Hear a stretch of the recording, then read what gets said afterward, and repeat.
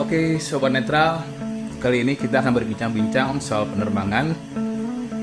Akhir-akhir ini banyak peristiwa di dunia penerbangan yang membuat perhatian masyarakat, terutama pertama soal bandara internasional yang dikurangi dari 34 menjadi 17.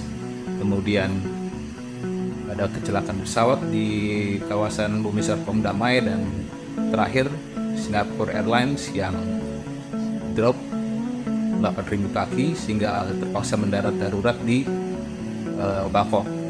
Nah, di sini sudah ada narasumber kita, Bapak Cipi Hakim. Selamat siang, Pak. Selamat siang.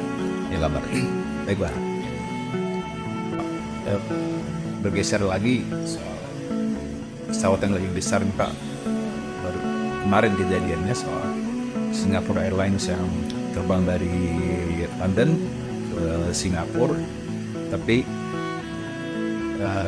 terpaksa harus mendarat darurat di Bangkok karena apa namanya, turun 8.000 kaki kalau nggak salah, Itu 6.000 feet. 6.000 feet. Nah, itu penyebabnya kan kemungkinan kalau nggak salah dua ya, antara dia masuk ke ruang hampa atau terkena efek dari awan CB. Nah, terkait ini mungkin apakah radar weather-nya itu tidak bekerja atau apa faktor yang bisa mengaruhi? Banyak orang mengatakan ruang hampa ya. Nggak ada ruang hampa sebetulnya. Ya, awan ini betul. Ya, itu ada updraft sama downdraft. Angkatan ke atas. Itu bagian dari turbulensi. Itu bagian dari fenomena meteorologi, fenomena cuaca. Boeing 777 Singapore Airlines kemarin, SQ321. Kalau dilihat petanya, kalau saya membaca beritanya dan saya lihat petanya di situ, dia terbang dekat sekali dengan namanya garis ITCZ, Intertropical Convergence Zone. Ya, itu dikenal di dunia penerbangan. Zona, ada garis besar zona itu yang sangat berbahaya. Itu adalah titik convergence, titik berkumpulnya arus udara panas udara dingin atau angin kencang atau angin, saya nggak tahu itu di dalam meteo. Tapi garis itu adalah garis di mana banyak awan yang berbahaya yang sering dinamakan cumulonimbus atau CB. Ya. Jadi kalau saya melihat lokasi, dilihat berita dan berbahaya, saya menduga dia masuk CB. Ya. Kenapa dia bisa masuk CB ya? Nah, ITCZ itu ada di peta meteo. Sebelum berangkat, pilot waktu bikin flight plan, dia pasti melihat, dia akan menghindar. Pasti itu yang akan dia lalui ya. Pasti dia akan menghindar. Dia pasti memplot penerbangan itu tidak akan melalui itu. Kalau terpaksa mungkin dekat-dekat situ. Ya. Jadi dari perencanaan dia udah tahu. Dalam penerbangan, pilot itu punya namanya weather radar di cockpit. Weather radar. Ada screen-nya. Kalau dia bersih, udara tuh bersih. Kalau ada awan yang ada goncangan, ada warna hijau. Kalau goncangan lebih besar, ada warna kuning. Ada goncangan yang lebih gede yang berbahaya, ada warna merah.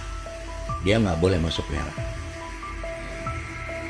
Karena apa? Karena merah itu adalah tempat awan yang berbahaya, CB.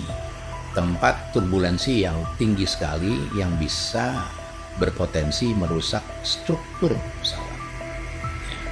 Walaupun pesawat terbang itu dari bentuknya ya, pesawat terbang itu bentuk aerodinamik. Jadi dia akan bisa terbang melayang, ya, toleransi dengan turbulen dan sebagainya. Juga aircraft structure, bangunan struktur perangkat pesawat juga itu bikin kuat. Jadi dia nggak apa-apa kena turbulensi. Udah dihitung waktu bikinnya itu udah dihitung. Jadi aman. Ya kenapa jadi korban gitu? Nah, yang pasti korban itu adalah orang yang duduk tidak pakai safety belt. Itu pastilah, ya pasti. Ya. Nah, bagaimana sampai satu orang mati, lebih dari 30 orang luka-luka dan sebagainya terjadi? Jadi dugaan saya dia mungkin masuk CB, walaupun belum CB, belum biangnya CB lah, mungkin Sidera kuning mungkin ya Pak. ya. Itu penerbangan dari London ke Singapura itu kan melelahkannya. Itu berapa jam? 10 jam atau 11 jam. Dan dalam rute itu dia karena ada ITC itu ada garis berbahaya ya. Dan itu di tempat di dekat-dekat Gate Surabaya itu banyak awan-awan, banyak cuaca yang juga tidak seberbahaya itu, tapi juga menghalangi penerbangan. Jadi dalam rute penerbangan itu sang pilot nyari kalau dia yang berbahaya dia belok sini, yang berbahaya dia mencari-cari, dia mencari, dibantu sama radar. Jadi sebetulnya aman. Saya nggak tahu apa sebenarnya yang terjadi, nanti tim investigasi juga yang akan bisa menemukannya. Tetapi kira-kira dia kejeblos masuk di CB sehingga dia terbanting-banting sampai 1 orang meninggal, lebih dari 30 orang terluka. Dok, ini 6.000 kaki ya? Dari 37.000 kaki turun ke 31.000 kaki. Kan itu pesawat besar ya Pak. Iya. 777 itu kan termasuk wide body. Ya. Dari efek dari kejadian itu, apakah struktur pesawatan itu akan Dalam manual pesawat terbang, kalau dia mengalami, itu ada di manualnya ada. Kalau dia mengalami turbulensi sekian G, itu tandanya sekian G persis, itu harus dilakukan inspeksi struktur pesawat. Ada checklistnya lagi, yang mana yang mesti diinspeksi? Misalnya sambungan pesawat, sambungan sayap dengan bodinya, itu ada listnya semua, ada. Setiap turbulence yang berbahaya, yang sekian G, ada G forces, ada G meter di pesawat, itu harus diinspeksi sebelum dia boleh terbang lagi. Ya, jadi saya nggak yakin yang terbang yang di Bangkok langsung terbangin, pasti enggak, pasti ya diinspeksi. Harus. Itu ada di manual, ada di regulasi.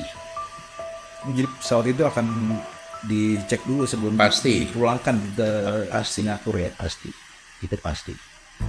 Masih akan dilakukan special inspection karena dia mengalami turbulence yang dahsyat. Di manual ada batasan turbulence yang bagaimana yang harus diinspeksi, turbulence yang bagaimana yang nggak usah diinspeksi, tergantung. Itu dilihat kondisi. Dengan istilahnya besar kecilnya efeknya Iya. dari pesawat. Nah kemudian soal sabuk pengaman itu Pak, ini kan mungkin dia pesawat lagi jelajah, dia mungkin kalau dari sisi penumpang ya tengah-tengah aja dia tiba-tiba masuk ke ya katakanlah cuaca yang kurang baik begitu. Seharusnya kan ada semacam pemberitahuan gitu, misalnya pesawat akan masuk ke cuaca kurang bagus, pasang sabuk pengaman lagi. Apakah ini mungkin tidak terjadi atau? Ya sekali lagi tim investigasi nanti yang tahu itu.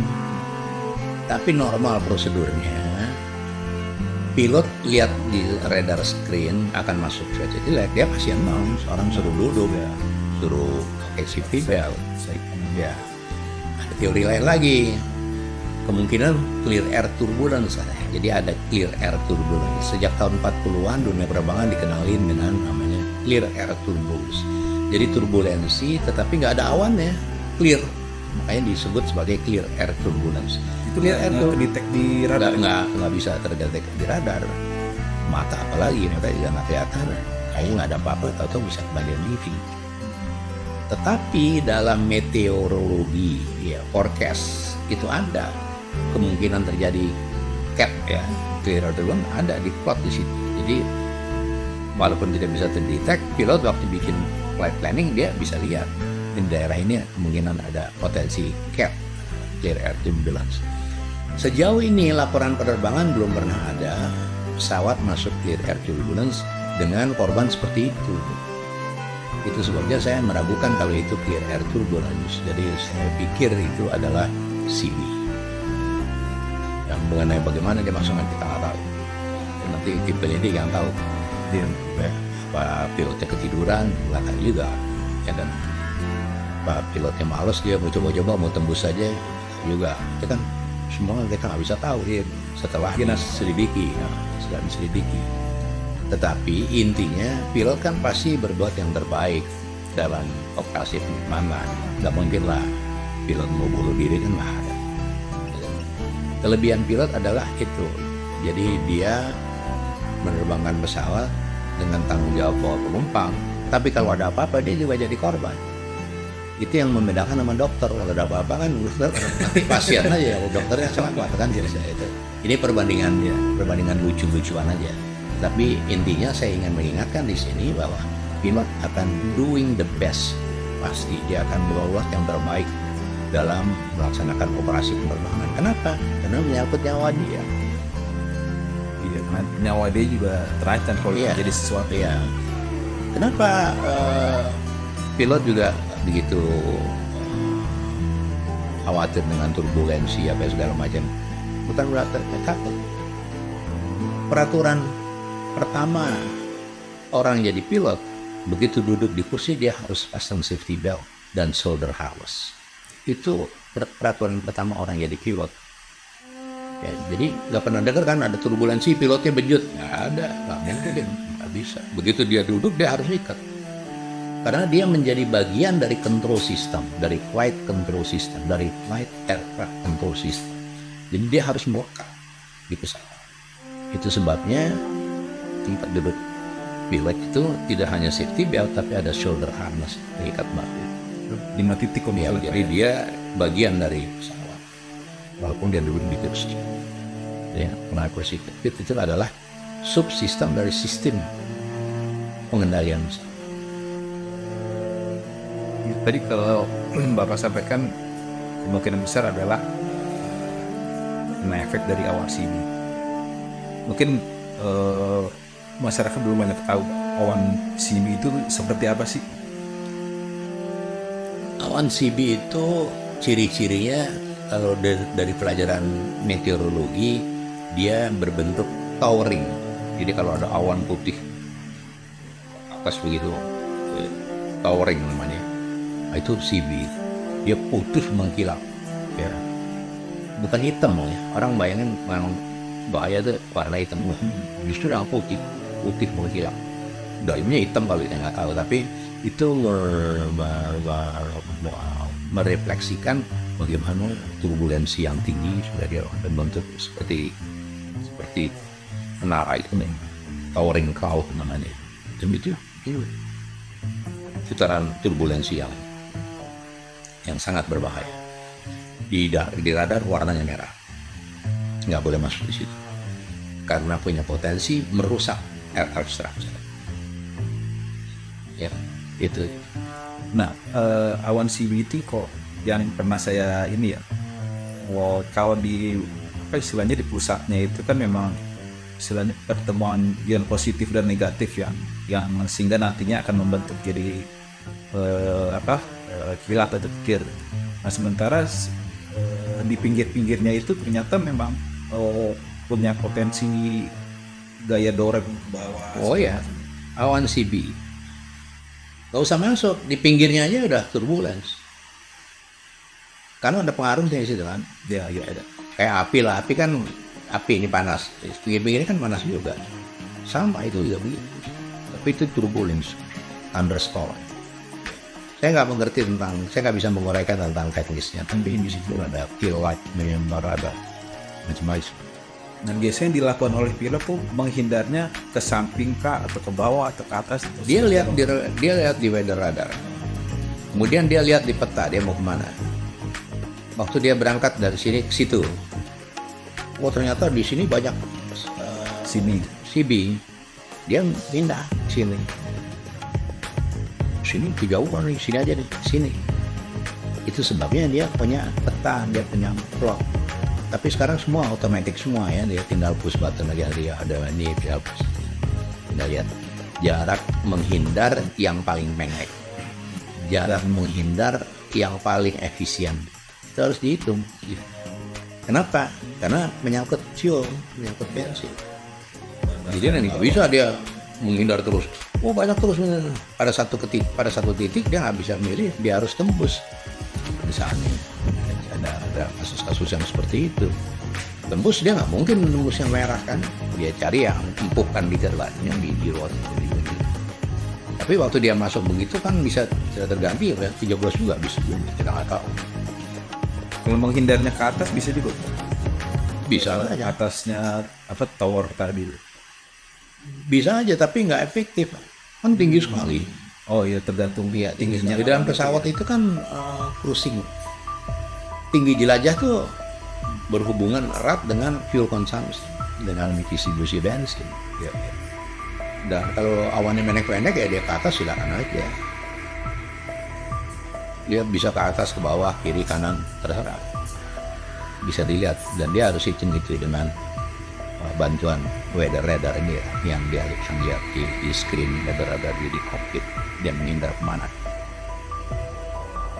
Berarti artinya kompleks juga ya Pak ya, artinya pilot itu nggak hanya mengerti soal mesin dan operasional, tapi juga harus mengerti juga soal weather Iya, segala macam. ya, manajemen and route management,